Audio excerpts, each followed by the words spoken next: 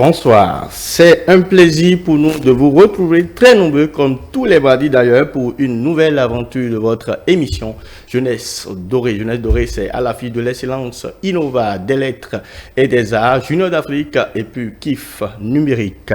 On installe tout de suite le tout premier plateau après ce rideau musical.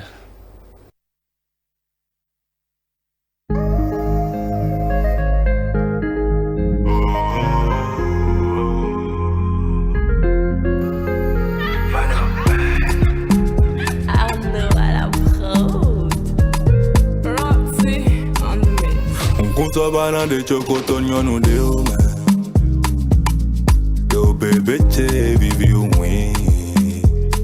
Mina mi eston si numero bono ma blo momoli. Fast na home. Ona toku ni de wekere wasi chero wino mi. Stan le chancelier. Chéri cheo, bébé cheo. Alors ma touche à bas alors te touche à bas couroa. Je suis ce pirate qui a longtemps cherché son trésor et l'a trouvé. L'empereur m'a séduit. Vidéa de Daï, vidéa de Bondaï. Sèche précieux. Bakuta no singile sayalumi. Eze unumi, do emo wa monoche. Akuno kere wa kusoya. Vidéa de Daï.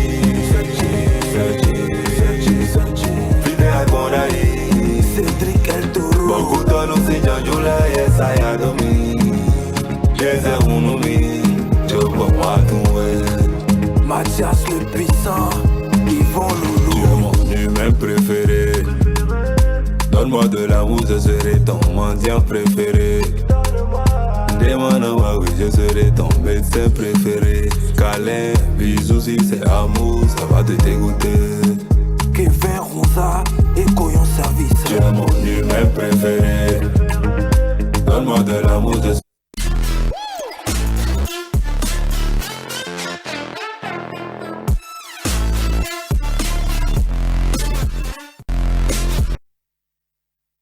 Bien, nous sommes déjà dans les entrailles de votre émission Jeunesse Dorée. Le tout premier plateau, c'est bien sûr Innova. Et la toute première manche avec Pierre Vimbé. Bonsoir. Oui, bonsoir Raymond, comment tu vas? Je vais très bien. Et vous? Oui, ça va très bien. Mais tu es élégamment élégant cet après-midi. Merci beaucoup. Alors, au Togo, vous nous apprenez qu'un entrepreneur optimise l'énergie solaire avec des panneaux solaires auto-nettoyants et arrosage intelligent.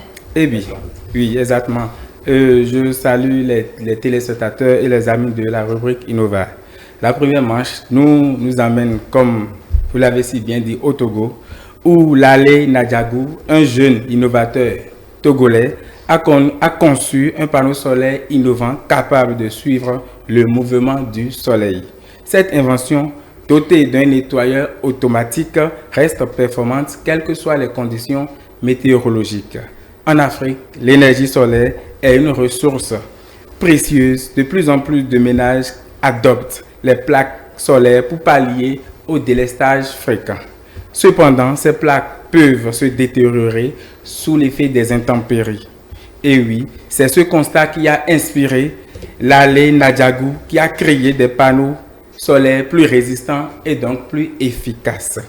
Utilisant donc les matériaux recyclés, il a surmonté les défis financiers pour développer son prototype.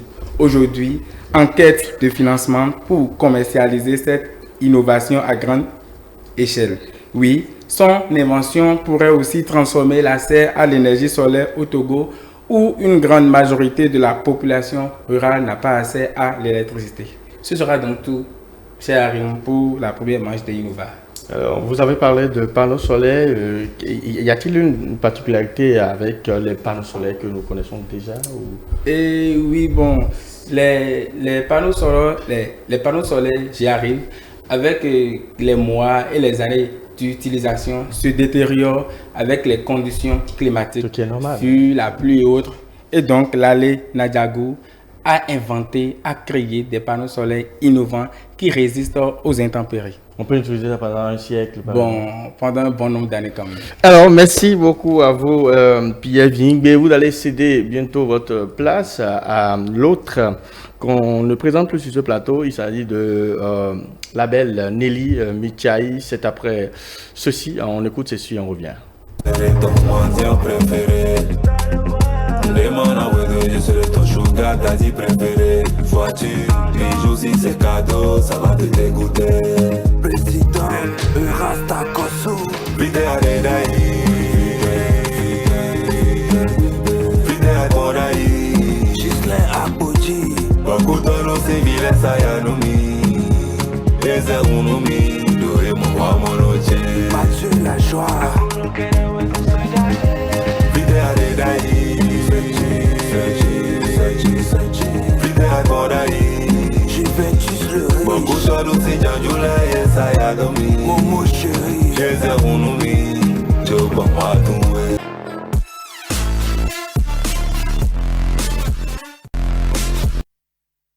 Nelly Michaï, bonsoir. Bonsoir Harim et bonsoir à tous nos amis téléspectateurs. Alors aujourd'hui on parle de l'intelligence artificielle dans la deuxième manche de cette même rubrique Innova. On parle de l'intelligence artificielle et de la didactisation des langues africaines. Aujourd'hui on s'intéresse au cas de Batonou. Et ce sera avec vous. Et effectivement Harim, merci. Déjà je tiens une fois encore à remercier tous ceux-là qui prennent fidèlement le rendez-vous de Innova. Eh bien, on en a parlé plusieurs fois ici sur ce plateau, l'importance de la langue dans le processus d'apprentissage et d'éducation des Béninois et des Béninoises, c'est très très important. Aujourd'hui, on en reparle encore. Vous avez parlé d'un terme qui quand même a sûrement suscité la curiosité auprès de nos téléspectateurs. Il s'agit de la didactisation. Mais qu'est-ce que c'est? C'est tout simplement un processus qui permet d'adapter le contenu brut en matériel pédagogique accessible et compréhensible selon les besoins et niveau des apprenants. Aujourd'hui, nous allons parler d'une application Parou qui permet de traduire facilement le français en Batonou, mais aussi en Fon et en Dendi. Et pour en parler, je reçois deux de ces jeunes-là qui ont participé quand même à la conception de cette application-là. Il s'agit dans un premier temps de Madame Doris Lokosu, qui est tech éducateur et technopédagogue, et de Monsieur Jotan Jean-Eudes, consultant informatique et tech éducateur. Bonjour à vous, chers invités. Bonjour, Madame Nelly. J'espère que vous allez bien.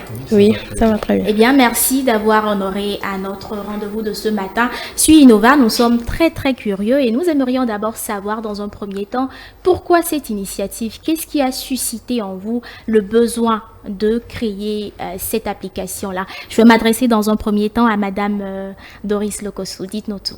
Ok, merci beaucoup pour la parole. Tout d'abord, nous constatons que déjà au Bénin, bon nombre de jeunes ne connaissent pas leur langue ni leur origine. Ils ne savent pas en fait comment dire peut-être bonjour dans leur langue maternelle. Du coup, nous nous sommes concertés, nous nous sommes dit que la coutume, l'origine et la culture est très importante. Du coup, comment faire pour aider ces jeunes-là? D'où l'initiative de créer l'application Paro pour faciliter en fait tous les jeunes à s'adapter facilement. D'accord. Alors, Monsieur Harim, vous avez certainement des questions pour eux? Oui, la toute première question, c'est quand même, je reste avec la dame, je voudrais savoir les difficultés que vous avez rencontrées dans l'établissement ou dans la réalisation de cette application. Ce n'est pas gagné. Oui, c'est vrai. Bon, on a eu plusieurs défis. D'abord, nous avons eu des défis matériaux, puisque déjà, pour la conception, il faut d'abord des ordinateurs assez puissants. Donc déjà là, il y avait déjà des problèmes concernant les matériaux, les problèmes d'ordre financier également. Aussi, pour pouvoir implémenter ces langues, avec l'intelligence artificielle, il faut une base de données. Ça a été vraiment difficile d'avoir une base de données assez consistante puisque les Béninois sont vraiment conservateurs. Tout à fait, je vais me tourner vers Monsieur Jean-Eudes et vous parler. Mais avant, conservateurs, dans quel sens? Je n'ai pas bien cerné. Est-ce qu'ils ne veulent pas parler de leur culture, de leur langue, ou ils ne se confient pas à vous? Qu'est-ce que vous voulez expliquer en fait? Non, quand je dis conservateur, c'est quoi? Puisque pour réunir déjà des documents en bâtonnaux, ça a été difficile puisque nous n'avons déjà pas trouvé des documents en bâtonnaux. Tout le monde est en quête, tout le monde demande, mais comment faire? D'autres ont commencé à écrire, mais ils n'ont pas terminé, vu qu'il n'y a pas en fait de ressources pour pouvoir traduire facilement. D'accord. Je vois un petit peu et c'est compréhensible aussi. Hein. Ça fait partie des langues quand même qui malheureusement ont très peu de locuteurs. Voilà, effectivement. Et je vais me tourner donc vers Monsieur Jean-Eudes. Et Madame parlait tout à l'heure du processus de création un petit peu, que ça a été difficile de trouver cette base de données-là qui va vous servir quand même de matériel brut pour construire cette application-là. Quel a été le processus un petit peu de développement d'une application comme celle-là? Déjà, merci à vous, Madame la journaliste. Comme elle a dit tout à l'heure, nous avons beaucoup de difficultés liées à la collection des données en langue. Donc déjà, le processus de conception d'une application du genre, c'est tout d'abord un maquettage. Parce qu'il faut d'abord faire une maquette pour avoir une idée générale en fait de ce à quoi va ressembler notre application. Ensuite, il faut forcément les données. Et là, c'est ce qui est vraiment compliqué à ce niveau parce que au niveau des administrations, nous sommes beaucoup plus orientés vers les centres d'alphabétisation. Donc, c'était vraiment compliqué en fait de pouvoir obtenir des données en langue à ces niveaux-là parce que il y a certains documents en réalité qui existent, mais elles sont manuscrites. Il fallait transcrire tout ça en fait de manière numérique. Donc ça, c'est déjà une des difficultés qui sont là. Et le processus, après la collecte des données, ensuite il y a la conception. Donc on doit passer à la phase de conception. On doit réunir une équipe de développeurs qui vont s'asseoir pour programmer en fait l'application. Et avant maintenant de venir parler de tout ce qui reste comme communication et tout. Donc, c'est en quelque sorte le processus. Le processus un petit peu de façon sommaire, sans partager le secret de la création avec nous. Je reste toujours avec vous. Je disais tout à l'heure que vous êtes consultant informatique. Dites-nous, quelle est la place de l'intelligence artificielle aujourd'hui dans tout ce qui est création de ce type d'application?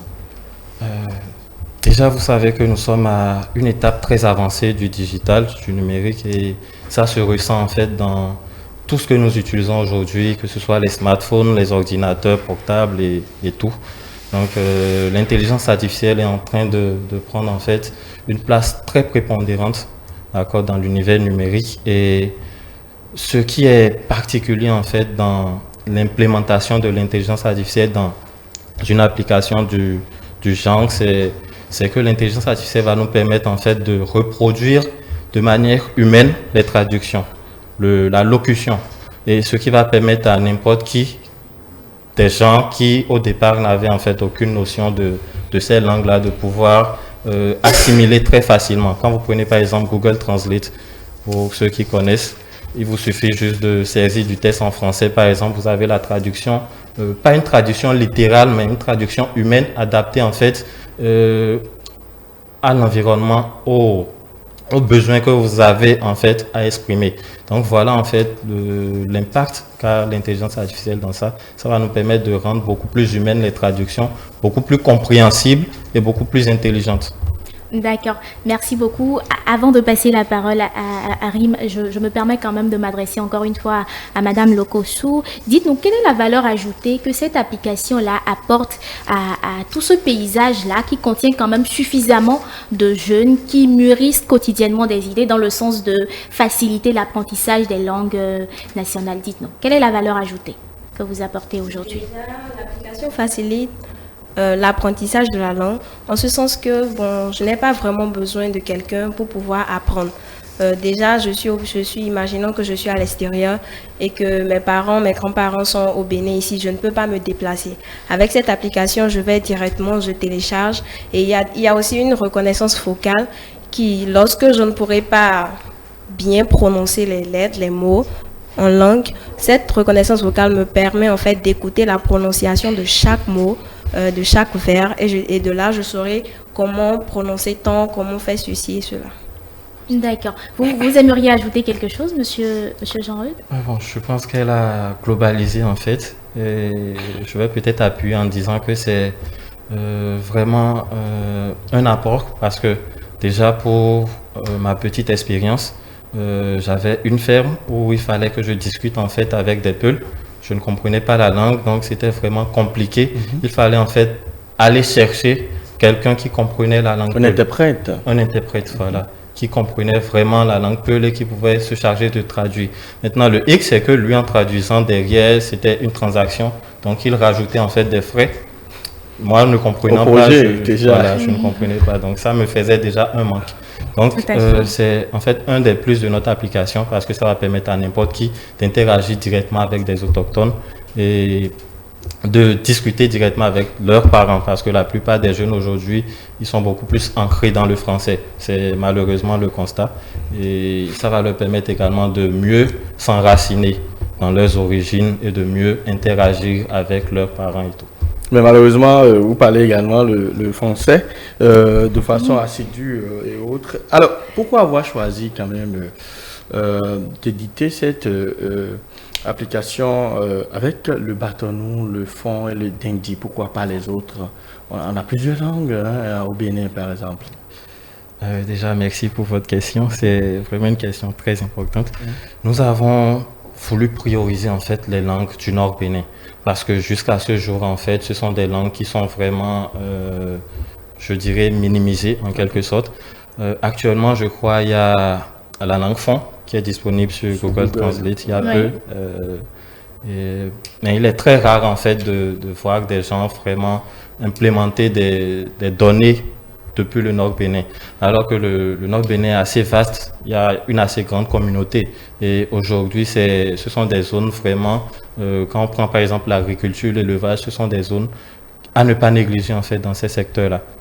Donc pour nous, le besoin c'est de pouvoir en fait permettre de créer une harmonie sans léser en fait les langues du Nord Bénin et de pouvoir implémenter tout ça de sorte à ce que n'importe quel Béninois puisse se retrouver dans notre application. Et ici maintenant, vous êtes locuteur de bâton, vous, madame ou monsieur? Non. Dendi? Non. Le fond? Le fond? Oui. D'accord, le fond. Au moins ça. Alors, on va quand même faire une petite expérience. Je vais vous poser une question et j'aimerais bien que vous puissiez répondre dans votre langue, donc en fond. Donc, je vais me tourner vers madame Lokosu. Il y a quand même une certaine problématique liée à la disparition de certains métiers, comme par exemple celui de traducteur, où cette application et bien d'autres viendront définitivement un de ces jours se substituer à ceux-là qui quand même ont appris pour métier la traduction par exemple. Qu'est-ce que vous pensez de ça? Est-ce que vous pensez qu'un jour pourraient disparaître ces métiers-là? Et quelle alternative est-ce qu'on peut trouver dès maintenant pour permettre à ceux-là quand même de se convertir vers un nouveau métier? Vous parlez le fond bien sûr et après vous nous traduisez ça en français pour ceux-là qui ne comprennent pas fond. Déjà, j'aimerais que vous repreniez la question. D'accord. Ne vous en faites pas. Si c'est pour échapper à l'expérience, ne vous en faites pas, ça ne se produira pas. Donc, en réalité, il y a beaucoup de personnes qui disent aujourd'hui, dont nous, quand même, on en parle beaucoup ici sur ce plateau. On pense quand même qu'à partir d'un certain moment, l'intelligence artificielle pourrait faire disparaître certains métiers. Quand on prend le métier de traducteur, où aujourd'hui, on n'aura pas besoin de traducteur avec Kwaru, donc pour discuter avec des bâtonnous, par exemple. Ça existe aussi pour l'anglais, pour le français, pour le fond bientôt et plein d'autres langues. Est-ce que vous pensez que ce sera réellement le cas? Et si bien sûr un jour c'est le cas, quelle alternative vous proposez aujourd'hui pour permettre à ceux-là qui font ça comme métier, qui vivent de ça, de se convertir vers d'autres métiers tout simplement. Voilà. Comment faire pour surpasser ça? Parce que ça risque de créer un vrai problème quand même. Pour vous aider, allez en français d'abord. D'accord. Et après, on va en fond. Bon, déjà, je dirais que le métier de traducteur ne va pas complètement disparaître. Pourquoi? L'IA peut se comporter comme un homme, mais l'IA n'est pas n'est pas un humain en tant que tel.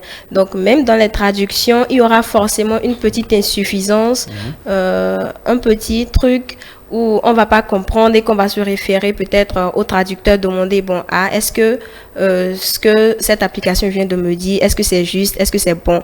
Mais lorsque le traducteur dit oui, ce que l'application a dit est vrai, là, je peux te prendre en compte. Mais je crois qu'il y aura forcément et toujours de petites insuffisances. Voilà, par exemple, le premier, selon moi, je trouve que quand on se déplace, par exemple, avec un Européen qui est en visite au Bénin et qu'on va dans le nord profond, par exemple, où l'Internet serait peut-être défaillant. Oui. Et effectivement, il ne pourra pas forcément utiliser cette application. Et il y aura également des disparités dans nos langues qui feront qu'on sera obligé d'avoir recours aux gestes pour qu'il y ait un peu plus... Donc, l'IA peut servir, je ne sais pas, d'outil pour accompagner et appuyer le travail des traducteurs. Mais pas remplacer totalement les traducteurs. Donc l'homme n'a pas à avoir peur d'être évincé. Donc on est rassuré. On est définitivement rassuré. Alors on y va en fond ou Monsieur Jean-Eudes, vous proposez de nous aider? Bon, Monsieur Jean-Eudes, je crois qu'il est Dassa. Donc je suis de Dassa, je suis Dacha. Allez-y. Allez-y, ne vous en faites pas, allez-y. Voilà, allez-y rapidement. Je ne vais pas être malhonnête. En réalité, je ne maîtrise pas à fond ma langue. Donc, ça fait également partie des motivations en fait pour l'implémentation en fait de notre application. D'accord. Donc je pense que c'est déjà bien de l'admettre. Allez-y, essayez-vous en quelques secondes très rapidement avant qu'on... Parce que j'ai une dernière question, une toute dernière question. Enfant, c'est ça? Oui, allez-y. Et on va vous parler. Mais c'est déjà quand même une belle tentative. Je vais laisser Monsieur Harry me poser sa question avant de conclure très rapidement. Ma toute dernière question avec vous, avant de vous laisser partir, c'est bien sûr les perspectives. Quelles sont les perspectives d'avenir par rapport à cette innovation, à votre application? Je vais répondre rapidement. Donc déjà, la première perspective, c'est de pouvoir en fait rendre cette application utilisable directement dans les écoles, les institutions scolaires. D'accord. Est-ce qu'il y a d'autres aspects que vous aimeriez aborder par rapport aux perspectives, Madame Bon, déjà, nous nous sommes donnés comme objectif de ne pas seulement impliquer le bâtonneau, mais d'aller plus profondément dans les langues d'Itamari, Peul, les langues un peu reculées que beaucoup ne connaissent pas seulement le bâtonneau. Bon, déjà, si l'étape du bâtonneau est passée, là, nous irons plus dans la langue Wama, et un peu plus. D'accord. Alors, je vais vous donner la parole une dernière fois pour votre mot de la fin très très rapidement puisqu'on est pressé par le temps. Monsieur Jean-Eudes, allez-y. On va commencer par la femme. D'accord, honneur aux dames. Donc, monsieur est galant, allez-y. Bon, d'accord. Comme mot de fin, j'aimerais dire que notre culture, notre origine est très importante. Il ne faut pas banaliser ça. Et si c'était que tout le monde, autant que nous sommes jeunes, parents, si nous avions tous pris nos responsabilités aujourd'hui, je suis sûre qu'il n'y aurait pas d'IA qui voudrait nous apprendre nos propres langues. Donc, dès maintenant, que tous parents, tous jeunes, tous enfants prennent leurs responsabilités en main, que ce ne soit pas à l'avenir l'intelligence artificielle qui nous apprenne nos propres langues et nos propres dialectes. D'accord, merci beaucoup. Le monsieur? Okay, je pense qu'elle a déjà tout résumé, donc je vais peut-être rajouter en disant que l'intelligence artificielle n'est pas là en fait pour remplacer l'humain, mais pour accompagner, pour assister l'humain, lui permettre d'automatiser certaines tâches. Et c'est dans cette optique-là que Barou sera vraiment très bénéfique.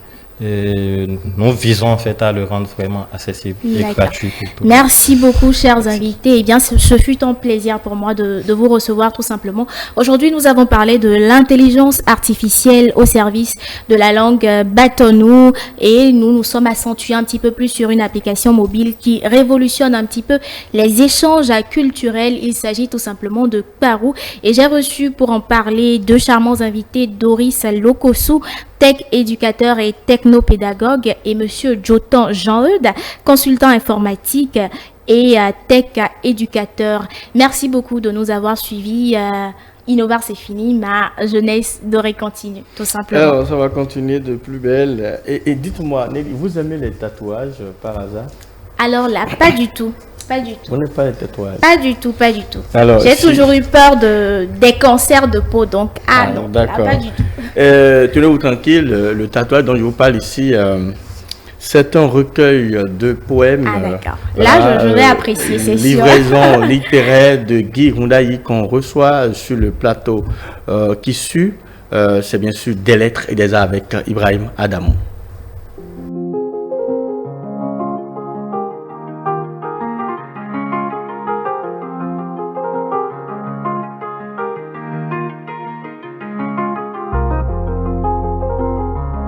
Sid Boy, Manza Kamalion, King Eska, Yavsana, The Boss Lady.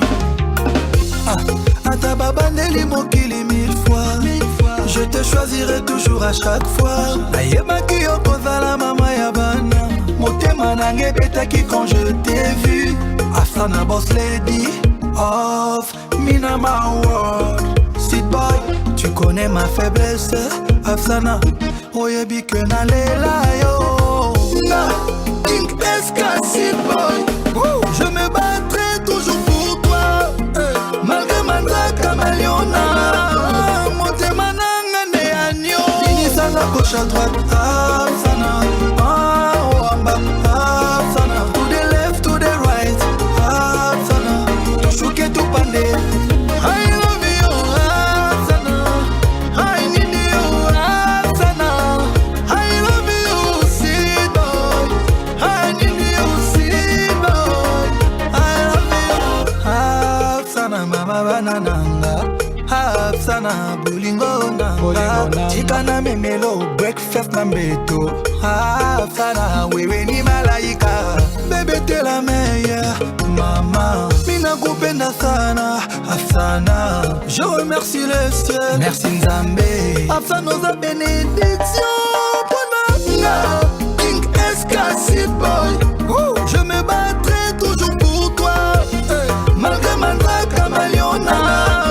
Motema Nanga Neanyo. Inisana gauche à droite. Afsana, Wamba. Afsana, to the left, to the right. Afsana, to shuke to pande. I love you, Afsana. I need you, Afsana. I love you, Sid Boy. I need... Sid Boy, Manza Kamalion, King Eska. Papa na Marcia Eska.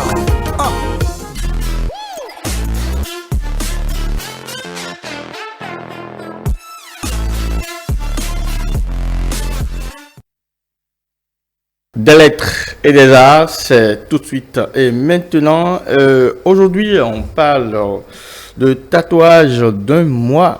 Voilà. Livraison littéraire de Guy Rondayi, qui, voilà, c'est la crème de la crème. Hein. Aujourd'hui, nous avons l'honneur d'avoir un gros bonnet. Hein, alors, il est le président de l'association des professeurs de français du Bénin, section Ouémé. Alors, alors bonjour, bonsoir Arim Lassissi, bonsoir chers téléspectateurs. Ce soir nous recevons pour votre plaisir et pour le nôtre aussi bien entendu Guy Rondayi. Il est docteur en sémiotique des cultures et ingénierie culturelle. Il se fait appeler un guidé par les intimes. Il est là ce soir sur le plateau avec nous et nous avons le plaisir de le recevoir, de l'installer. Alors, Monsieur Guy Rondayi, nous vous souhaitons la bienvenue. Merci à vous, chers journalistes. Alors, vous avez publié récemment, c'est votre toute dernière livraison littéraire, un recueil de poèmes, de très longs poèmes, de poèmes quand même qui sont vivants, j'ose même dire phalliques. Alors, que vous intitulez Tatouage d'un mois. Bien sûr. Alors, je voudrais savoir qu'est-ce qui a motivé l'écriture de ce poème, de ce recueil. Voilà, merci beaucoup. Bonsoir, chers téléspectateurs.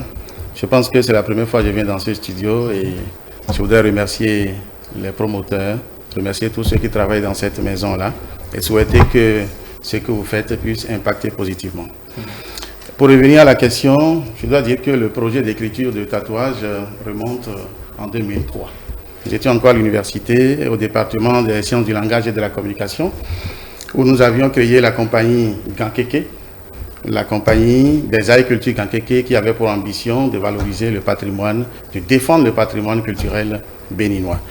Ça nous a permis donc de faire de la poésie théâtralisée que nous écrivons nous-mêmes pour porter sur scène, on rend vivantes nos poésies sur scène. Alors, tatouage avait commencé en ce temps-là. Mais très vite, nous avons fini avec la première partie de l'université et la vie active nous a dicté sa loi. Ça fait que le projet a été rangé pendant un temps. En 2020, nous avons voulu alors signer le comeback. Nous avons ressorti donc le projet que nous avons travaillé. Et voilà, comme disons, la défense du patrimoine étant notre conviction intime, nous avons voulu alors retravailler ces documents. Et la naissance, c'est ce que vous voyez là, baptisé tatouage d'un mois. Voilà. Alors, on a senti que dans votre œuvre, on a senti plusieurs fois revenir le concept de la poésie de feu. Oui. Alors, plusieurs fois. Est-ce un courant littéraire ou une école littéraire? Comment définissez-vous la poésie, vous, Guy Rounaï? La poésie, pour faire simple, c'est le genre littéraire qui vise à suggérer des émotions. Je ne voudrais pas entrer dans des considérations trop scientifiques, trop littéraires, parce que justement, vous avez demandé si la poésie de feu est un courant littéraire ou une école. Je voudrais dire que c'est un courant littéraire. Nous avons observé, nous sommes professeurs de français, vous l'avez rappelé tout à l'heure, nous avons observé que c'est un genre qui repousse beaucoup, parce que le langage est un langage obscur pour beaucoup de gens. À un moment donné, nous avons pris conscience, hermétique. Nous avons estimé que on peut faire la poésie autrement. Alors nous avons voulu alors casser ce mythe à travers l'entité feu, parce que nous avons estimé le feu est clair. Et donc il faut utiliser désormais un langage poétique qui est clair et non désormais et non plus un langage obscur tel que nous sommes habitués à voir un peu partout. Ça nous permettra donc alors de désintoxiquer les mentalités, de célébrer le remariage avec ce genre littéraire qui pour nous est un genre complet. Voilà comment on en est arrivé alors à penser à la poésie de feu. Donc voilà. Vous n'êtes pas incendiaire? Non, pour le moment non. Alors, à la page 32 de votre recueil, vous parlez de la transe poétique. Oui. Et c'est d'ailleurs cette transe poétique-là que vous invoquez. Alors, lorsqu'on entend le mot transe, on pense automatiquement au sacré. Oui. Est-ce que votre poésie, à vous, est sacrée? Je voudrais d'abord dire que la littérature elle-même est sacrée. Et au-delà, toute œuvre de l'esprit est sacrée. Et donc, la poésie est sacrée. Le roman est sacré. Le seul problème chez nous, c'est que nous avons, dans le cercle des poètes de feu, nous avons voulu, un peu comme j'ai dit tout à l'heure, désintoxiquer les mentalités, redonner vie à ce qui a été injustement saboté. On a observé que, au nom de je ne sais quelle foi, le patrimoine béninois ou africain en général est saboté et les Africains laissent même leur propre patrimoine pour alors signer leur exil vers d'autres patrimoines qu'ils portent à cœur joie. Nous avons voulu donc que cela change et voilà comment on en est arrivé à ce cercle des poètes de feu. Alors, et dans le premier long poème, il faut le reconnaître, long poème de votre recueil, qui en comporte d'ailleurs 3, oui. Vous vous indignez face à l'envahissement de la culture occidentale à travers la religion, les médias et aussi les technologies. Et vous dénoncez d'ailleurs ce travestissement de l'être noir.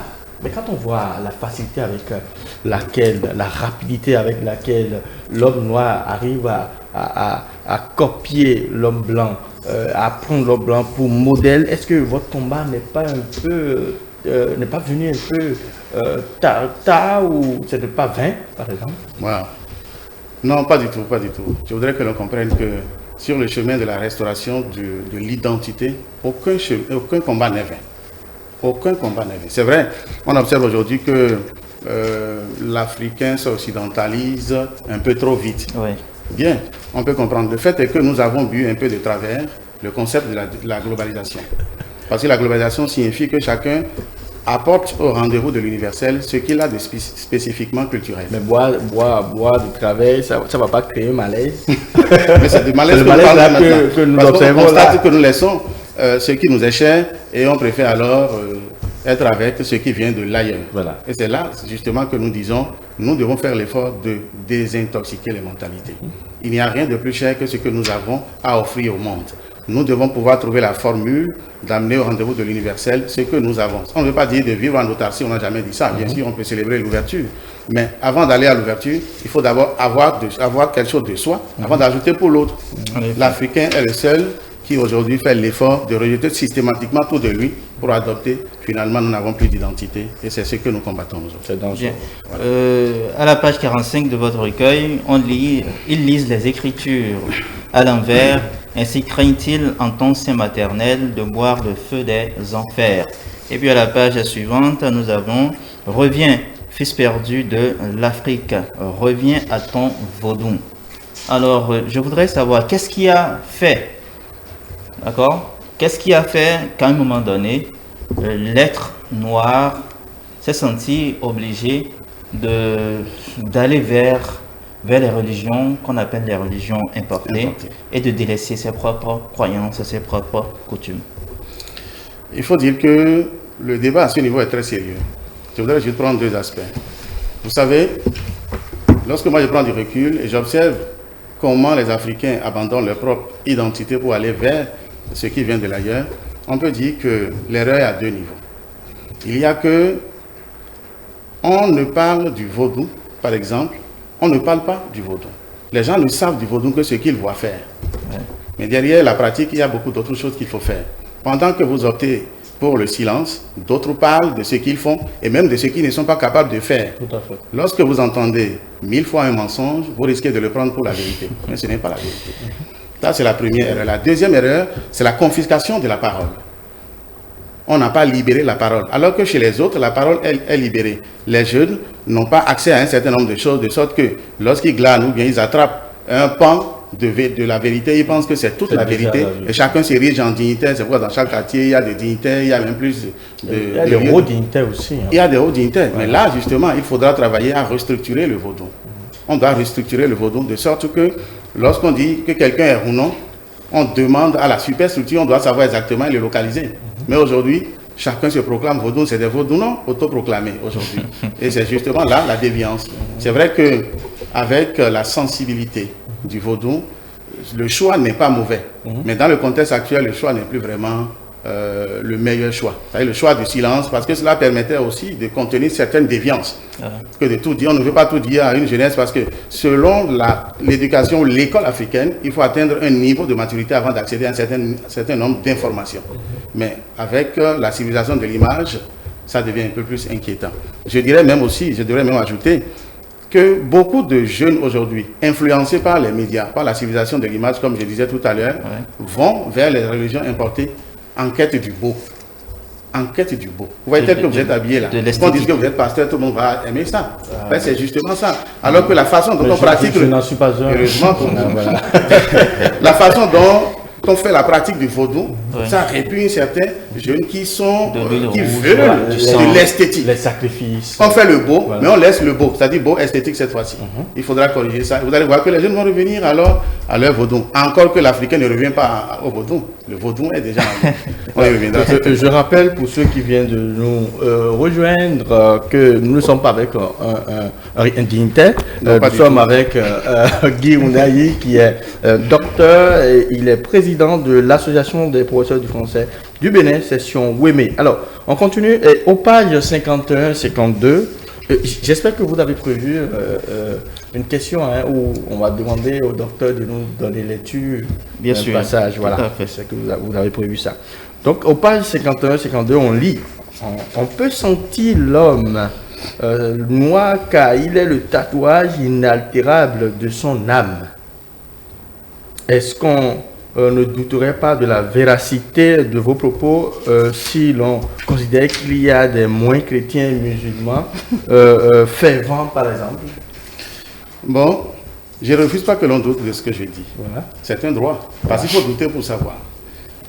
La pensée dit, on peut sortir l'homme noir du vaudou, mais jamais le vaudou de l'homme noir, car il est le tatouage inaltérable de son âme.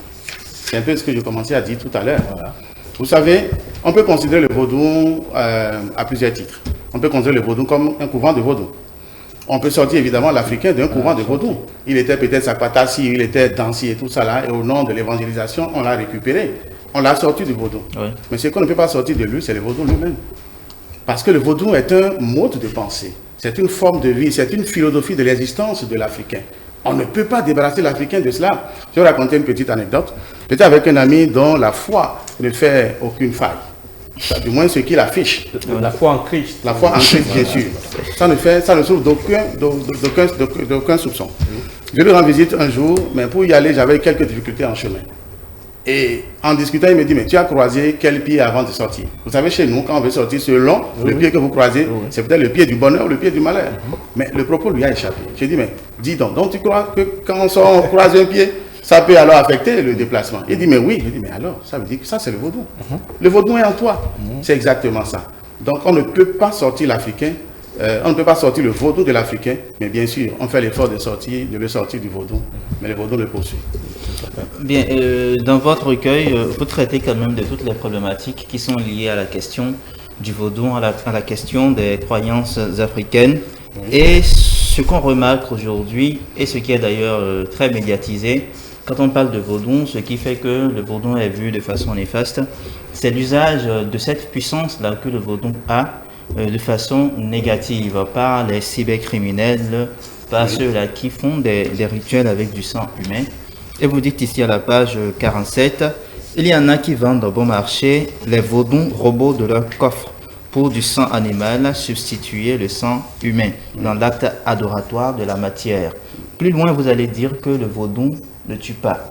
Alors, qu'est-ce qui explique aujourd'hui cette déviance de certains adeptes du vaudou et comment juguler ce mal? Eh bien, tout est lié, vous savez. Cette déviance ne se justifie pas, parce qu'aucune déviance ne devrait se justifier. Mais ça peut s'expliquer. Et pour expliquer, je dirais simplement que c'est notre société elle-même qui est malade. Du fond en comble, la société africaine est malade. Simplement parce que notre société est désormais infestée par le culte de l'argent. Celui qui n'a pas l'argent n'est pas considéré. Et de plus en plus d'ailleurs.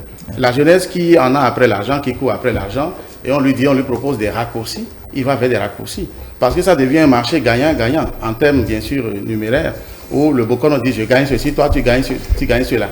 C'est ça justement qui justifie les déviances. L'autre chose, c'est que nous devons faire l'effort, un peu comme je dis, de nous désintoxiquer. L'argent, c'est un moyen, ce n'est pas une fin. Et comme toutes choses étant liées, je vous ai dit tout à l'heure, il faudra restructurer le vaudou. En temps normal, on devrait pouvoir dire le rounon chef, un peu comme on le fait pour les autres églises. Ils nous ont dévancé en cela, tout au moins. Ils sont bien organisés. On devrait transformer le vaudou comme une armée, où il doit y avoir quelqu'un qui est chef d'état-major. Quand il parle, tout le monde doit pouvoir alors se ranger. Mais on n'en a pas chez nous. À des moments donnés, on les voit même se disputer des canettes lorsque les politiciens s'en mêlent. Et c'est ça justement qui est dégueulasse. Voilà. Alors, vous dites dans votre recueil un autre aspect de nos civilisations, de nos coutumes. Vous dites qu'il faut que la sagesse recommande le chêne au chêne, la sagesse qui recommande le chêne au chêne, et le roseau au roseau est un glaive sur le gosier de la terre. Oui. Mais aujourd'hui, nous avons quand même des législations qui recommandent qu'on donne l'homme à l'homme et la femme à la femme. Je vais bien entendu parler du phénomène de l'homosexualité. Bien sûr. Mais il s'est trouvé également des gens pour dire que dans nos couvents, qu'il y avait des pratiques homosexuelles. Est-ce que réellement, dans nos couvents, il avait existé de telles pratiques? Bien, ceux qui le disent savent certainement de quoi ils parlent. Je vous ai dit, je ne suis pas un dignitaire vaudou. Je n'ai fait que des recherches sur le vaudou. Oui. Je suis donc un chercheur, je ne suis pas un vaudou, non, à proprement parler. Mais j'estime, si quelqu'un en parle, il doit avoir certainement les preuves. Mais ce qui compte pour moi, je prends simplement la déclaration que dans les couvents, il a existé alors de telles pratiques pour des initiations. Vous savez, sur le chemin de l'initiation, il se passe des choses bien inimaginables. Ça veut dire que c'est fait juste pour quelque chose. Et dès que ça finit, on se reprend. Et là, la question que je devrais me poser, ou je devrais vous poser, qu'est-ce que la pratique devient au lendemain donc de cette initiation? La pratique reste donc au couvent. Mais aujourd'hui, c'est sur la place publique. Vous avez dit qu'il y a des législations qui autorisent donc, qui recommandent l'homme à l'homme et la femme à la femme.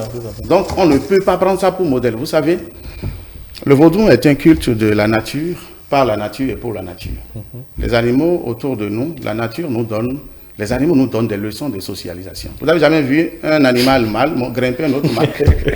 Ce n'est pas possible. Vous n'allez pas voir ça. Pas encore. Alors, pour une fois, allons à l'école des animaux. Et nous allons bien. L'homme qui va les choses des animaux. Non, les animaux ont beaucoup à nous apprendre. Alors, dans le dernier long poème de votre recueil, vous chantez votre fierté d'être Ouémenou. Absolument. Et vous parlez d'ailleurs de vos coutumes, de vos habitudes alimentaires, culinaires, vous parlez de votre Saint-Gabriel, en l'occurrence. Voilà. Mais aujourd'hui, qu'est-ce que vous avez envie de dire, par exemple, à ceux-là qui sont au shawarma, au couscous et autres? Oui, justement, ça fait partie du combat. Je vous ai dit, nous parlons de la défense du patrimoine.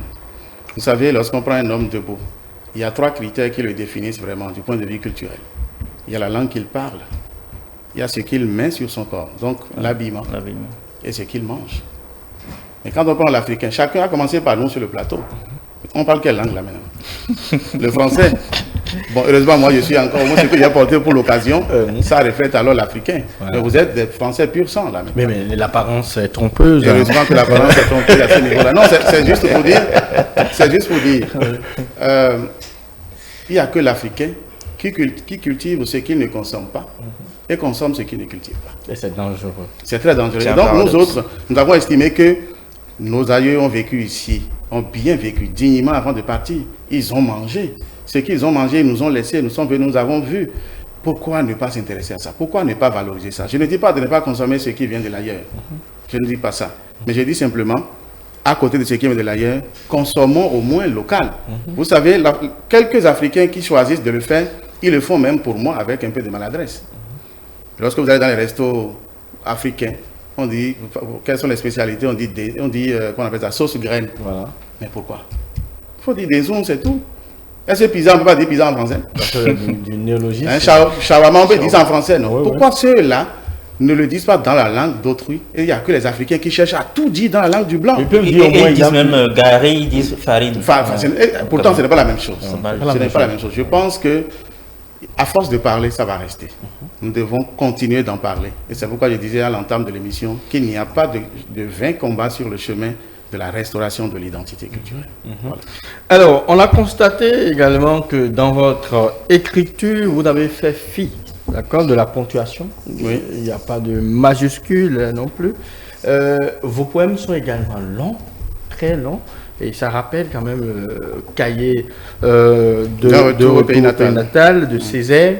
Et pourquoi vous avez opté pour cette esthétique?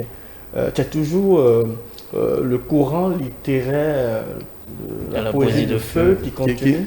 Bien sûr, c'est la poésie de feu qui continue. Vous savez, en poésie, ce qui compte, c'est la co-construction du sens et de la signification. Je ne réponds pas à la question, on va lire, puis c'est dedans. Nous allons lire l'avant-propos, dernier paragraphe. Vous allez voir exactement la réponse à la question que vous venez de me poser. Avant qu'on ne parle de Césaire, si vous voulez bien. Je lis ou bien vous lisez? Tatouage de moi. Non, vous avez dit avant-dernier. J'ai dit l'avant-propos, dernier paragraphe, l'avant-propos. Ok. Par ailleurs. Non, là je... Par ailleurs, aucun de ces S ne porte de signe de ponctuation, ni de majuscule au début des vers. Cette absence ne signifie nullement une distorsion à la grammaire française. Au contraire, elles ouvrent les portes de la création poétique à une lecture plurielle, permettant au lecteur, selon sa culture, son parcours et surtout les rêves intimes qu'il caresse, de définir le début et la fin de chaque ruban, de même que les rythmes et inflexions de voix souhaités en fonction de ses objectifs exclusifs. Car, en définitive, le plus important en poésie, la poésie de feu, voilà, c'est la co-construction du sens et de la signification. Voilà, merci beaucoup pour la lecture, c'est tellement bien dit. Non, disons simplement qu'avec la poésie de feu, nous avons dit, c'est vrai que là vous avez 3 poèmes rubans. Poème ruban veut dire poème long. Oui. C'est plusieurs poèmes en fait, mais tissé a donné un fil conducteur. Tout à fait. Il y en a 3. La poésie de feu, la sagesse du vaudon, au ballet des identités. Voilà. C'est les 3. Et vous avez vu que même la numérotation est en langue nationale. Et des Yoruba. Eni, Eji, Eta, qui est une langue véhiculaire du vaudon. Voilà. Donc c'est ça. En fait, nous avons été, qu'on le veuille ou non, avant de commencer à écrire pour avoir été jeune, puisque nous avons commencé cette aventure depuis le lycée Bianzin, où nous avions créé déjà élèves le cercle littéraire de lycée Bianzin qui continue encore jusqu'à aujourd'hui. Pour faire de la poésie, nous avons commencé à lire ceux qui nous ont dévancés en poésie. Et Aimé Césaire fait partie donc de ceux qui nous ont véritablement influencés en termes d'écriture poétique. Et c'est pourquoi vous allez voir peut-être... Et d'idéologie aussi, de valorisation, revendication. Quelques ressemblances avec Césaire, c'est à juste titre. Voilà. Alors, avant qu'on ne mette un point final quand même à la rubrique, nous allons savourer quelques vers de votre recueil que nous allons donc vous demander de lire. Au choix ou au choix? Oui, au choix. Bien entendu. D'accord. J'ai choisi à tout hasard. Ma poésie en costume de feu te chante et te danse à la Danialou pour lever le camp des inepties des fils égarés. Ils lisent les Écritures à l'envers, ainsi craignent-ils en ton sein maternel de boire le feu des enfers. Mais laisse-moi leur servir les vers du renouveau pour la reconnexion aux déités et leurs grâces immuables. Dans la fureur de ce pas inaugural, je vois danser les dieux tutélaires. Ils ne demandent pas mieux. La parole avec force proférée est leur égale. Je vois en ce bain fatal du verbe ardent un appel pieux au baptême d'huile de palme. 1, 2, 3 coulures banales et le profane retrouve ses repères. Reviens, fils perdu de l'Afrique, reviens à ton vaudon. Djobé te donne la route. Bien, en guise de mot de la fin, quels sont vos prochains projets littéraires? Projet littéraire, je dois commencer par dire tout de suite que j'ai voulu explorer notre chantier de la littérature. Vous savez, nous avons été habitués à lire les caractères de la Bruyère, mais il y a la littérature d'idées qui n'est pas encore explorée chez nous, au plan même continental. Depuis un certain temps, j'ai commencé à explorer ce champ de la littérature d'idées en écrivant des pensées quotidiennes que j'ai intitulées « Pensées en vrac de Guidé ». À un moment donné, j'ai atteint 400 pensées et les consommateurs m'ont dit « Mais et si on traduisait tout ça là dans un livre ?» Actuellement, c'est à l'édition, on est en train de travailler à sortir les pensées de Guidé. Ça va être en plusieurs tomes, mais c'est le projet sur lequel je travaille actuellement. D'accord, vivement la livraison. Bien sûr, ce sera fait et nous allons passer ici présenter le bébé encore. D'accord, avec plaisir. Alors, merci beaucoup à vous, Ibrahim Adamou, pour cette belle chronique. Et en face de vous, c'est bien sûr Guy Moundaï que nous avons reçu, je rappelle, autour de sa dernière livraison littéraire, Tatouage d'un mois. J'espère que vous avez aimé l'entretien. Alors, nous allons passer d'un plateau à un autre. C'est bien sûr l'heure de Junior d'Afrique avec Vanessa Zanou.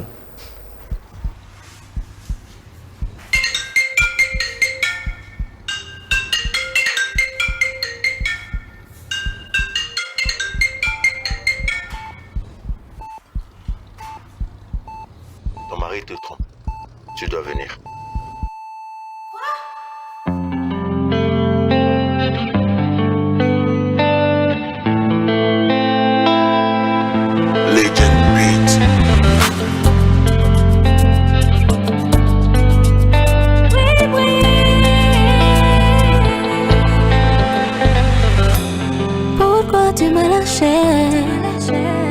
Je t'ai fait partir sans pouvoir te retenir.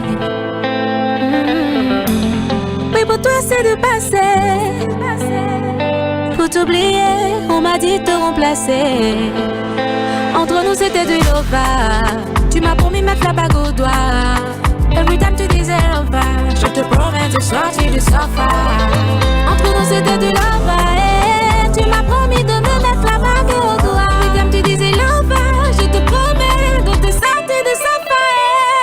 No one feeling on a blood meter. Auparavant j'étais ton chocolat. No one feeling on a blood meter. Aujourd'hui je suis ta chocolat. No one feeling on a blood meter. Auparavant j'étais ton chocolat. No one feeling on a blood meter. Aujourd'hui je suis ta chocolat. Show me love. Je t'ai tout le temps dit de m'aimer. On ne force pas l'amour. C'est mieux de te laisser partir. I show you love. Pourtant oui tu m'as laissé. Pourtant oui tu m'as blessé. Entre nous c'était du lova. Tu m'as promis mettre la bague au doigt. Every time tu disais lova, je te promets de sortir du sofa. Entre nous c'était du lova. Et tu m'as promis de me mettre la bague au doigt. Every time tu disais lova, je te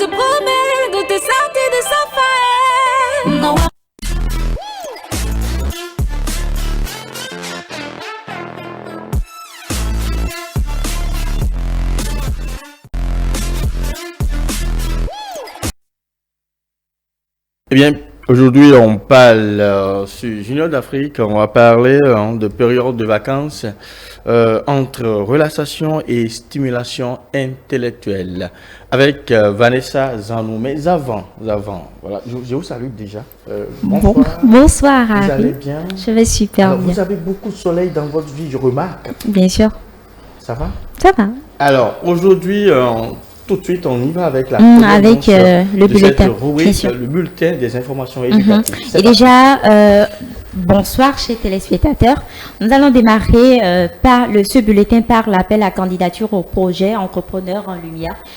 C'est un projet qui a pour objectif de créer un cadre inclusif, éducatif et inspirant qui met en valeur les réalisations des femmes entrepreneurs. Il va se dérouler au travers d'événements spécifiques avec pour fil conducteur l'autonomisation des femmes et consistera en la sensibilisation aux enjeux et défis qui touchent l'entrepreneuriat féminin avec une emphase sur les informations et les différents services d'accompagnement de la CCI Bénin. Les meilleures entreprises féminines identifiées seront distinguées afin d'inciter les jeunes femmes entrepreneurs à réaliser efficacement leur projet d'entrepreneuriat. La date limite de dépôt des candidatures, c'est avant le 15 juillet 2024 prochain.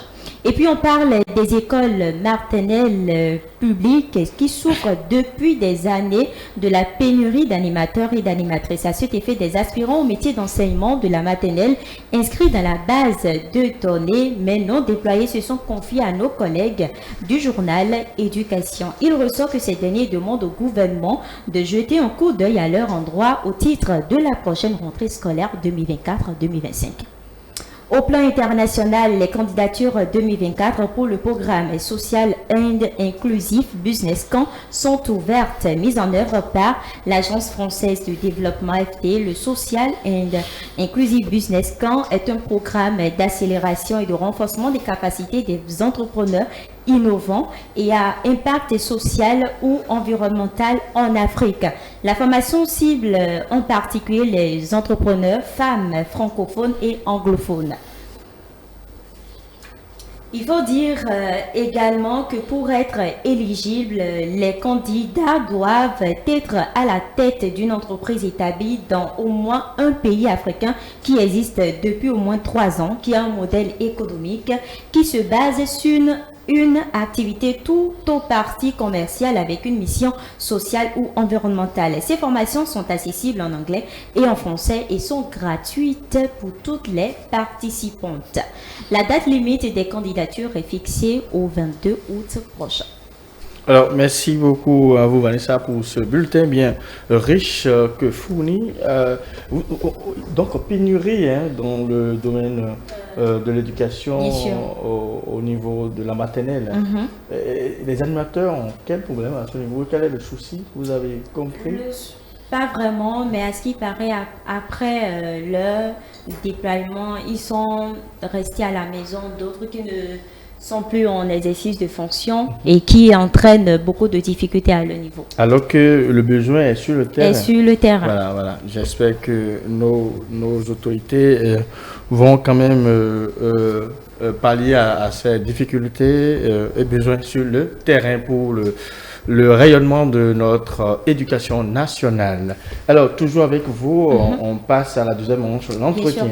Voilà. Et nous parlons effectivement aujourd'hui de la période des vacances, comme vous avez commencé déjà par le dire à l'entame de cette rubrique. Pour certains, cette période est souvent synonyme de détente, de repos et de relaxation. Un moment quand même pour se ressourcer, recharger les batteries pour d'autres. Et elle représente une opportunité de stimuler son intellect, d'apprendre de nouvelles choses et de se développer personnellement. Alors, entre relaxation et stimulation intellectuelle, quelle est la meilleure façon de profiter de cette période de repos? C'est ce que nous allons tenter d'explorer au cours de cette rubrique avec nos enseignants qui sont avec nous. Je les appelle des collègues également puisqu'ils sont dans le métier.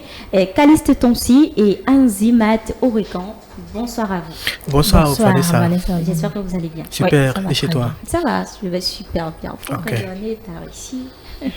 Merci d'avoir accepté notre invitation. Déjà, j'ai bien envie de savoir quelle est votre perception générale des vacances. Est-ce à dire que c'est un moment de détente et de relaxation ou quand même une opportunité de se cultiver et de se développer intellectuellement? On va commencer par la dame. On s'est battu. Merci beaucoup Vanessa Zanou pour cette question.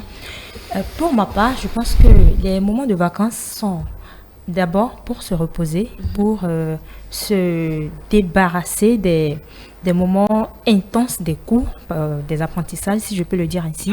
Et après, c'est pour également profiter, pour apprendre de nouvelles choses. Voilà. D'accord. Est-ce que Calistonci est d'avis avec... Je suis tout à fait d'accord avec elle. Il faut d'abord le repos, parce que quand on parle de vacances, c'est des moments qui nous permettent, comme elle l'a dit, de se débarrasser des cahiers pour se consacrer à la détente, la distraction, se reposer, ainsi de suite. Mais ce n'est pas pour autant qu'il faut en abuser ou oublier carrément tout ce qui est éducatif. D'accord. On doit faire de la lecture, on doit se cultiver, apprendre de nouvelles choses. Tout ça, c'est important parce que vous n'êtes pas sans savoir, il y a des élèves, quand il suffit de quelque peu de temps où on ne s'intéresse plus au cahier, on oublie tout, on désapprend totalement. Vous voyez, donc pour que cette situation n'arrive pas, il faut que les parents veillent à ce que les enfants puissent quand même au moins garder le cap de la culture au quotidien. Mais j'ai quand même une question. C'est quand même une question. On est tous d'accord que pendant les vacances, il ne faut pas s'amuser tout le temps. Il faut quand même penser au cahier et autres. Mais à quel degré? Le divertissement est à quel degré? La distraction est la stimulation intellectuelle sera à quel degré? Et vous le dites pour les parents qui nous suivent actuellement. Voilà. D'accord. Alors, comment organiser le calendrier à la maison? Je pense que l'équilibre en toute chose est nécessaire. Il faut qu'il y ait de l'équilibre. Et pour qu'il y ait de l'équilibre, vous parlez de degrés. Moi, je dirais la distraction. Comme ces moments-là sont à prédominance pour le repos, il faut, disons, 60 degrés de repos et les 40 degrés qui restent, on peut les consacrer à la lecture et voilà. Et 40 degrés, c'est pas beaucoup, madame? C'est pas beaucoup pour un candidat, surtout pour un candidat, c'est pas beaucoup? Bon, c'est vrai qu'un candidat, c'est un candidat, mais en vacances, ce n'est pas un candidat pour le moment. C'est au moment des reprises qu'il peut déjà se considérer comme un candidat. Donc je parle d'un candidat qui a creusé les méninges pendant tout le temps. Qui vient de finir. Voilà, qui a fini, qui est en attente d'un résultat ou qui a déjà eu son résultat. Un candidat qui a fini, ça dépend du niveau. Si c'est les CM2, je pense que 40%, on peut peut-être ramener ça à 35%. Par contre, si c'est quelqu'un qui a eu son bac, bon, 40%, c'est pas peu. Et moi, je dis, les 40%, pour les 40%, il y a le repos dedans. Oui, il doit se reposer. Ce n'est pas parce qu'on est en train d'étudier, on est en train de se cultiver qu'il ne faut pas se reposer. Donc le repos est inclus. Oui, le repos est inclus. D'accord. Et à votre avis, quelles sont les activités les plus propices quand même à la relaxation pendant cette période de vacances-là? Moi, ça dépend de chaque enfant, ça dépend de ce que vous avez comme passion et autres. Sinon, pendant les vacances, il y a certains parents qui n'autorisent pas à leurs enfants de regarder la télévision, par exemple, en période d'année scolaire. Et c'est le moment pour ces enfants-là de rattraper et de pouvoir quand même bien regarder la télévision comme ils veulent, écouter la musique, faire des balades, aller dans les centres de jeux et autres, aller faire des distractions, toutes sortes de distractions qu'ils veulent. Ça dépend. Par exemple, il y a des enfants qui aiment, par exemple, les jeux de football. Quand c'est un enfant qui aime le football, il peut profiter de ces moments-là pour bien jouer, puisque quand la rentrée va venir, il n'aura plus ce temps. On ne va plus lui permettre cela.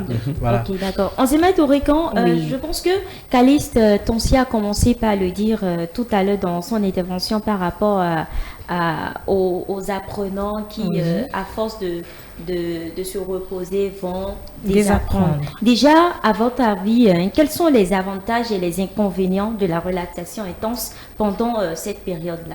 La relaxation simple, d'accord, mais la relaxation intense, je pense que c'est le mot qui pose le problème.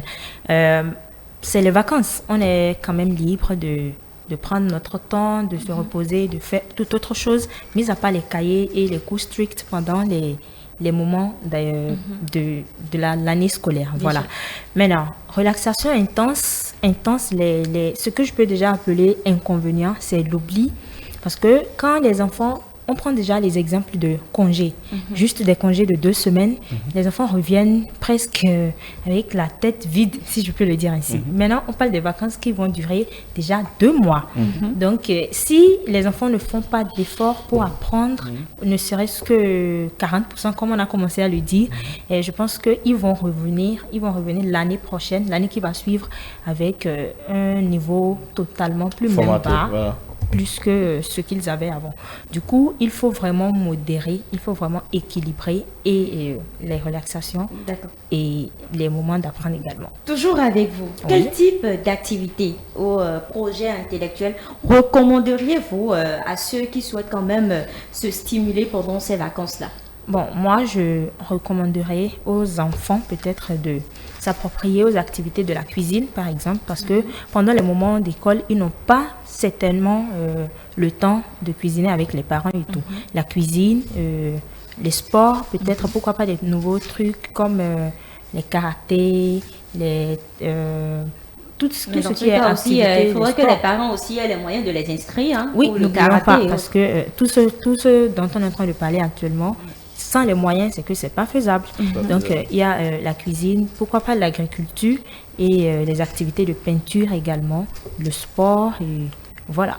Vanessa Zanou, il y a le cas des parents qui sont très rigoureux et qui déjà au début des vacances, on inscrit l'enfant au cours de renforcement. D'accord. Sous prétexte que l'enfant sera candidat d'ici quelques mois et on l'inscrit pour les cours de renforcement. Et c'est des cours intenses. Ça vient chaque jour. C'est seulement les week-ends peut-être que l'enfant est libre. Pour ou contre? Bon, je ne pourrais pas dire si je suis totalement contre ou si je suis totalement pour. Parce que ça dépend de l'apprenant qui est dans ce cas. Si peut-être le parent maîtrise son enfant et se dit que bon, j'ai un enfant qui n'est pas totalement, qui n'est pas un génie, qui n'est pas intelligent, bon, ce qu'il faut... Tout à fait intelligent. Ce qu'il faut pour cet enfant, c'est quand même un suivi régulier. Du coup, le fait de le laisser s'amuser, déjà qu'il n'est pas à 100%, fort. Voilà. Si je le laisse s'amuser, c'est que bon, le peu de niveau qu'il a recueilli. Et les cours de vacances ne suffisent pas, monsieur? Les cours de vacances, moi je pense que les cours de vacances ne suffisent pas, parce que ça ne dure qu'un mois. Et c'est seulement la matinée que les enfants vont au cours. Et ils ont 2 mois. Voilà. C'est un mois pour les cours de vacances. Je parle de 2 mois. Ah oui, la durée, voilà, vous parliez de la durée. Vous trouvez que c'est vraiment non, moi je pense que les cours de vacances, pour les enfants qui ont vraiment besoin de ne pas perdre la main, de garder le niveau, d'améliorer un peu leur niveau pendant les vacances. Parce que c'est les moments de vacances là, en principe, certains enfants doivent quand même profiter pour corriger certaines lacunes. Oui, et si c'est des enfants qui se retrouvent dans des cas où ils ont tellement de lacunes, les cours de vacances ne suffisent pas. Si les parents ont les moyens, ils peuvent leur offrir ces cours de renforcement là. Ça va leur permettre de garder le cap, histoire de ne pas paraître comme des étrangers à la chose scolaire, à la reprise des cours.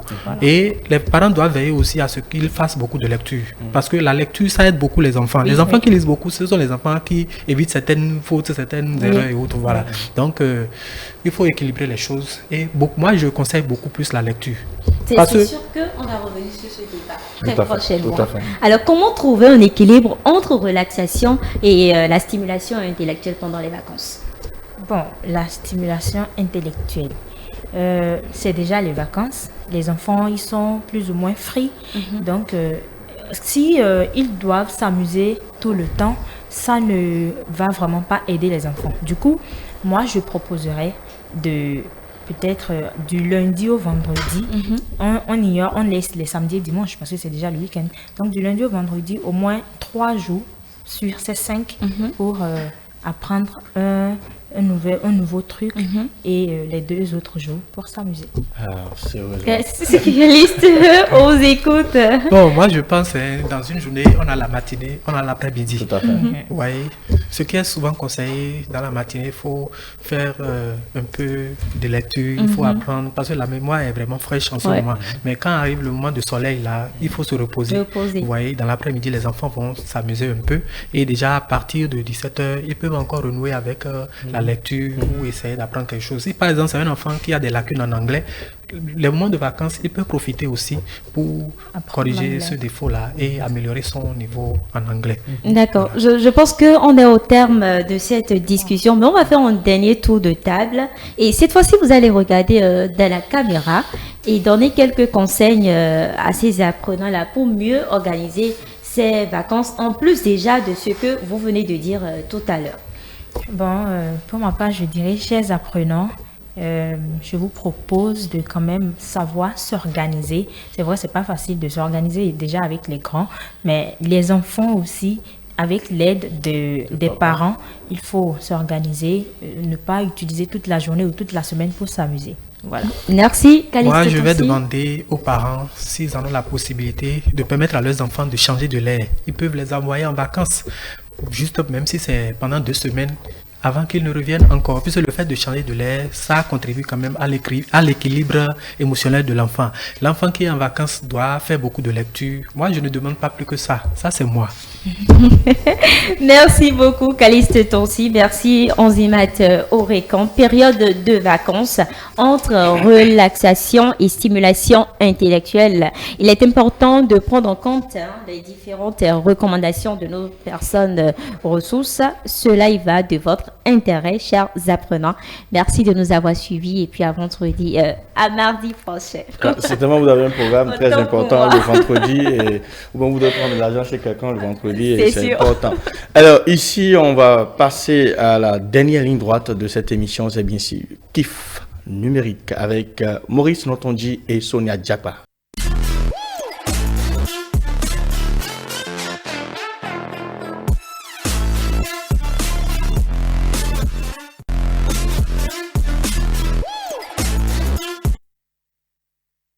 Merci de votre fidélité, chers téléspectateurs. Nous sommes déjà dans la ligne droite de cette émission Kiff numérique avec la team Pasteur et sa femme. Pasteur, bonsoir. Bonsoir, Harry. Je vais très bien. Fidèles, vous avez de la nouvelles? Oh, ils vont très bien. Voilà. Très bien. Comme d'habitude. Pasteur, vous allez bien? Très bien, on y a très rapidement parce qu'on est pressé par le temps. Exactement, et aujourd'hui nous allons parler d'un sujet qui va un peu vous paraître bizarre, du bento design. Bento design. Ouais, on va être dans le domaine du design. Et pour en parler, nous avons un invité qui s'appelle Olakisha Afuda. Elle est designer freelance et elle a accepté notre invitation pour pouvoir nous aider à comprendre mieux ce que c'est que le bento design. Alors, madame, comment vous allez? Merci, chez vous. On va très bien, on va grâce. D'accord. Alors, bento design, c'est... En fait, il a été inspiré en fait des boîtes japonaises qui sont des compartiments en fait qui permettent de garder des aliments. Et dans le domaine du design, le bento design, c'est des compartiments qui sont parfois en forme carrée, parfois en forme rectangulaire, qui permettent aux utilisateurs en fait de pouvoir y insérer plusieurs différentes informations concernant leur domaine d'activité. Alors, on va divertir des autres approches de design, voilà, d'interface. Il permet une utilisation assez fluide aux utilisateurs et il permet en fait de pouvoir y insérer plusieurs de leurs informations. Avec l'interface Bento, en fait, l'utilisateur a la possibilité d'y insérer plusieurs informations qui lui permettent de pouvoir utiliser ergonomiquement son espace de travail. Donc, s'il compartimente très bien son espace de travail, il pourra y insérer plusieurs informations qui lui permettent de le renseigner en fait sur son domaine d'activité. Alors, j'ai quand même une question. Allez-y, avec plaisir. Et vous pouvez partager avec nous sur ce plateau et comme à la maison aussi également quelques exemples emblématiques de projets qui utilisent le bento design. Voilà.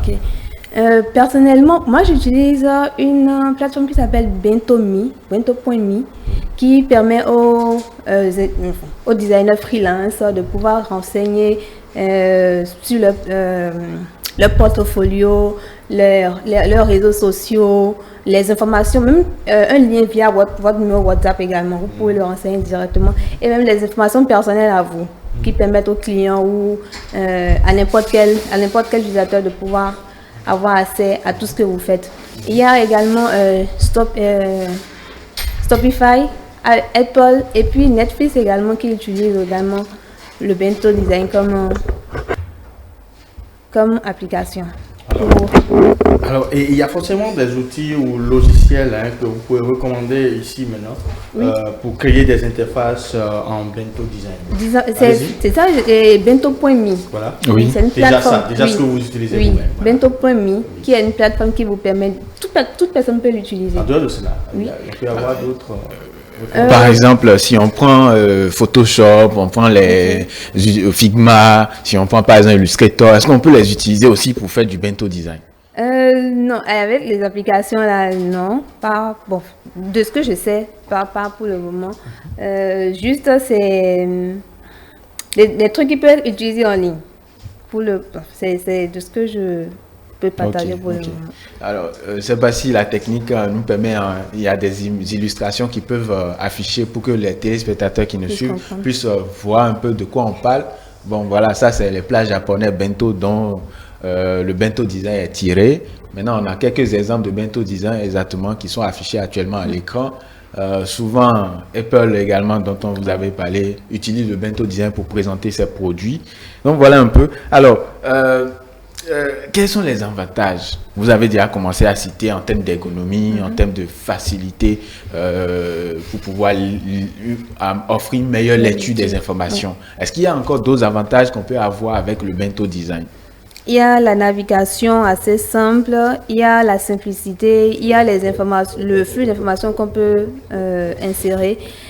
Mais il faudrait aussi retenir en fait que du fait qu'on ait une ergonomie assez adaptée sur la plateforme, il ne faut pas en fait en abuser et étoffer trop la plateforme.